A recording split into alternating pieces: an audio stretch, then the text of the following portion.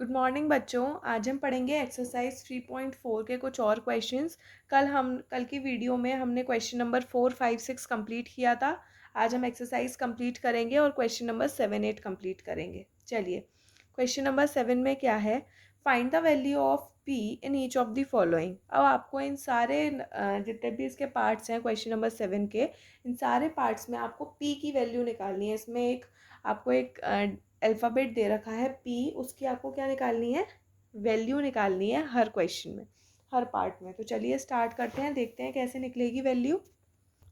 ये है आपका फर्स्ट पार्ट। देखिए क्वेश्चन में क्या दे रखा है, थोड़ा सा कंसंट्रेशन के साथ ही इसको देखिएगा, कुछ ट्रिक्स हैं वो आप समझ जाएंगे। 123 into 45 minus 9 is equals to P into 45 minus P into 9। तो पहले इसको सॉल्व करते हैं। तो सॉल्व करने में 123 इंटू 45 माइनस 9, ये तो ऐसे ही लिखा रहने देते हैं, ठीक है, इज इक्वल्स टू, इन दोनों में क्या हो रहा है, p कॉमन आ रहा है ना, जैसे हमने पीछे क्वेश्चन में किया था, p इंटू कॉमन आ रहा है।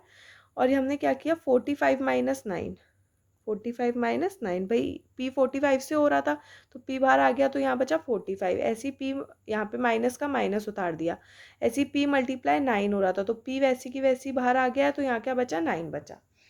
अब आप देख रहे हैं 123 into 45 minus 9 is equals to p into 45 minus 9। तो 123 इंटू 45 में से 9 गए, कितने बचे बच्चों? आपका बचा यहाँ पे 36, ठीक है। ऐसे यहाँ पे बचा p इंटू 45 माइनस 9, 36। जब एक ही नंबर से मल्टीप्लाई हो रहा हो, जैसे 125 भी 36 से मल्टीप्लाई हो रहा है और p भी 36 से ही मल्टीप्लाई हो रहा है, तो 36 से 36 कट हो जाता है, मतलब वो नंबर पूरा का पूरा एक दूसरे से कट हो जाएगा।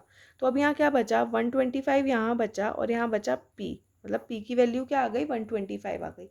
अच्छा, एक और ट्रिक है इसकी, समझिएगा। आपको यहाँ दे रखा था 125 into 36 is equals to p into 36। अब मैंने क्या किया, 36 को LHS से लेके RHS में दिया।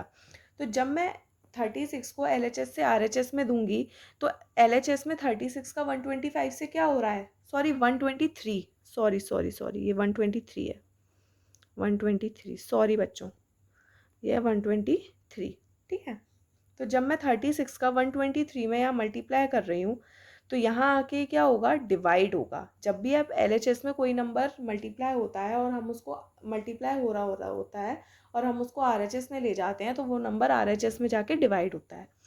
तो यहाँ पे बचा 123, और अगर हम यहाँ ले जाएंगे तो यहाँ पे ऑलरेडी p इंटू 36 है और ये यहाँ पे गया तो ये आ गया नीचे 36, डिवीजन में आ गया, 36 से 36 कट गया, तो यहाँ क्या बचा, 123 इज इक्वल्स टू p। तो अगर आप ऐसा करना चाहते हैं तो ऐसे भी कर सकते हैं, ऐसे करना चाहते हैं तो ऐसे भी कर सकते हैं। चलिए सेकंड पार्ट देखते हैं। सेकंड पार्ट है आपका ये भी बहुत सिंपल है। 5 into P is equals to 5 into 53 minus 3, कितना हो गया बच्चों, 50 हो गया। तो अब आप देख रहे हैं 5 का मल्टीप्लाई p में हो रहा है और 5 का ही मल्टीप्लाई 50 में हो रहा है, तो 5 से 5 यहाँ कट जाएगा, तो यहाँ क्या बचेगा, p इज इक्वल्स टू 50। जो डिवीजन मेथड समझाया आप उससे भी कर सकते हैं, आंसर वही आएगा, ठीक है। नेक्स्ट देखते हैं, ये रहा आपका सी पार्ट। चलिए, p इंटू 43, इसका तो कुछ हो नहीं सकता तो इसको ऐसी की ऐसी लिखते हैं। 15 इंटू 37 इंटू 6 कितने हो गए, 43। अब p का मल्टीप्लाई 43 में हो रहा है और 43 का ही मल्टीप्लाई 15 में हो रहा है, तो 43 से 43 यहाँ कट गया।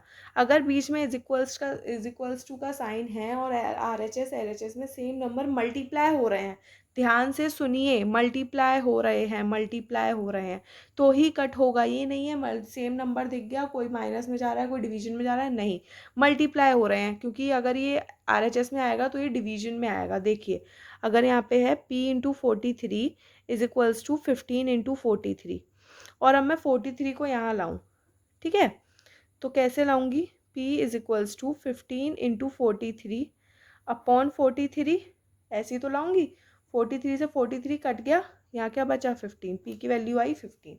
तो ये ऐसे भी आ सकता है, मैंने आपको एक सिंपल ट्रिक बताई है कि आप ऐसे भी फाइंड कर सकते हो। आगे देखते हैं D part. 19 into 96 is equals to P into 100 minus 4 कितने हो गए 96 हो गए।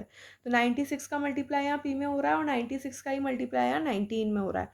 तो 96 से 96 कट गया, तो यहाँ क्या बचा पी और यहाँ बचा 19, मतलब पी की वैल्यू क्या आ गई 19 आ गई।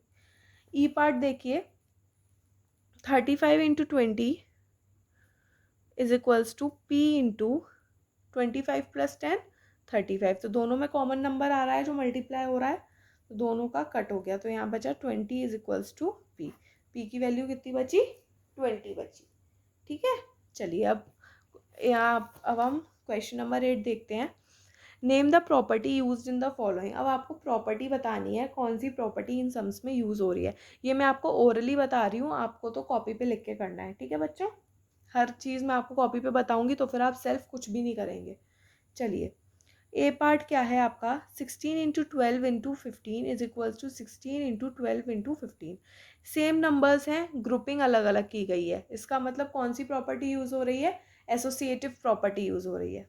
बी पार्ट में आइए, 1632 into 105 is equals to 105 into 1632। Same number multiply हो रहे हैं लेकिन अलग पैटर्न से हो रहे हैं, कॉम्पिटेटिव प्रॉपर्टी यूज़ हो रही है। सी पार्ट पे आइए, 19 into 405 minus 19 into 205। 19 common number है जो इन दोनों नंबर से मल्टीप्लाई हो रहा है, तो 19 इंटू और ब्रैकेट में हो जाएगा आपका 405 माइनस 205। ये तो ये कौन सी प्रॉपर्टी है, ये वाली जिसमें आप क्या करते हैं एक नंबर को डिस्ट्रीब्यूट कर देते हैं माइनस में, एडिशन में डिस्ट्रीब्यूटिव प्रॉपर्टी है, लेकिन इसमें माइनस हो रहा है तो क्या आप बोलेंगे distributive property of multiplication over subtraction. 400 multiply by 0 is equals to 0। एक नंबर जो 0 से मल्टीप्लाई हो रहा है और आंसर भी 0 आ रहा है, तो कौन सी प्रॉपर्टी यूज़ हो रही है, मल्टीप्लिकेटिव प्रॉपर्टी ऑफ 0। ई पे आइए, 1239 multiply by 1 is equals to 1239। किसी भी नंबर को अगर आप 1 से मल्टीप्लाई करोगे तो वही नंबर इटसेल्फ आएगा, तो ये कौन सी प्रॉपर्टी है, ये है मल्टीप्लिकेटिव प्रॉपर्टी ऑफ 1। एफ पे आइए, 69 इंटू 12, 69 को इन्होंने तोड़ा 60 प्लस 9 में इंटू 12, तो अब बन गया 60 इंटू 12 प्लस 9 इंटू 12। कौन सी प्रॉपर्टी है, डिस्ट्रीब्यूट किया है एक नंबर को, डिस्ट्रीब्यूटिव प्रॉपर्टी है। एडिशन में किया है तो हम बोलेंगे distributive property of multiplication over addition. आगे आइए जी नंबर पे, 15 into 18 plus 12 is equals to, अब क्या किया है इसमें भी नंबर को डिस्ट्रीब्यूट किया है एडिशन में, इसका मतलब ये कौन सी प्रॉपर्टी है, distributive property of multiplication over addition. H पर आइए बच्चों, 25 into 8 into 5 is equals to 25 into 5 into 8। मतलब सेम नंबर्स हैं LHS में और RHS दोनों में, लेकिन ग्रुपिंग अलग पैटर्न से हुई है, इसका मतलब कौन सी प्रॉपर्टी यूज़ हो रही है, एसोसिएटिव प्रॉपर्टी यूज़ हो रही है। ठीक है, तो मैंने आपको हर पार्ट अच्छे से समझाया है, आपको अपनी कॉपी पे इसको प्रॉपर्टीज़ को लिखना है, कौन सी प्रॉपर्टी कौन से पार्ट में यूज़ हो रही है।